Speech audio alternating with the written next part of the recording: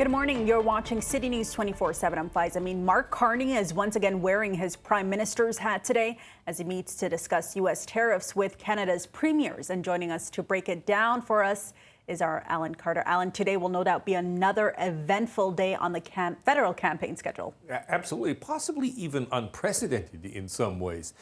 Mark Carney has got nothing on his agenda this morning, which is a little unusual, and the reason for that, according to a number of reports, is that he is expected to be taking a phone call with with President Donald Trump. Now, Carney was back in Ottawa yesterday talking about the possibility of retaliatory measures.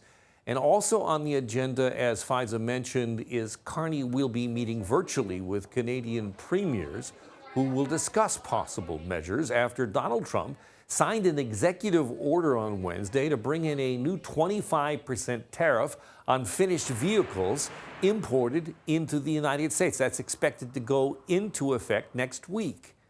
Now, Carney vowed Canada will retaliate and was talking tough. Now, keep in mind, he is in a caretaker mode here, and this is clearly playing into Liberal fortunes, polling suggesting that Carney is enjoying a bump when he starts talking tough and talking about how he will deal with U.S. relations.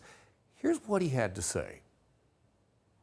The old relationship we had with the United States, based on deepening integration of our economies and tight security and military cooperations, is over.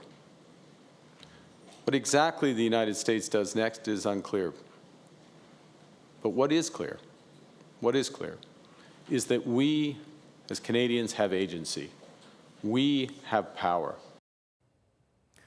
Now, Conservative Party leader Pierre Poilievre will be campaigning in British Columbia Friday. The NDP leader Jagmeet Singh is in Toronto.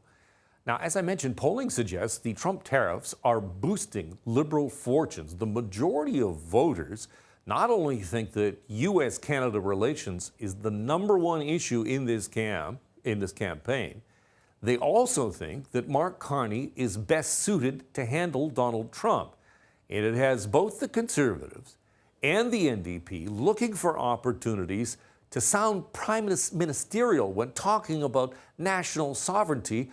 Both are getting tough with the Trump administration. The world needs our resources and our expertise. If you, Mr. Trump, don't want them, the rest of the world does. Under a new Conservative government, we will put Canada first for a change. We will be a nation that is strong, self-reliant, standing on its own 2 feet, so that we can stand up for ourselves and stand up to the Americans. To describe what has happened when Donald Trump stabbed us in the back, it's a betrayal. It's a betrayal, and Canadians are angry, but people in Windsor are pissed off. This feels like a betrayal, a gut punch for absolutely no reason. Donald Trump has started an illegal trade war with Canada, one of their best allies, for absolutely no reason. Now, there have been some campaign promises that don't deal with U.S.-Canada relations. Pierre Poilievre announcing a $5,000 TFSA top-up for Canadian investments, a senior-focused policy to include allowing more tax-free money for working seniors. Jagmeet Singh's recent campaign promises have included waiving the GST on made-in-Canada vehicles and a Buy Canadian policy for federal vehicle purchases.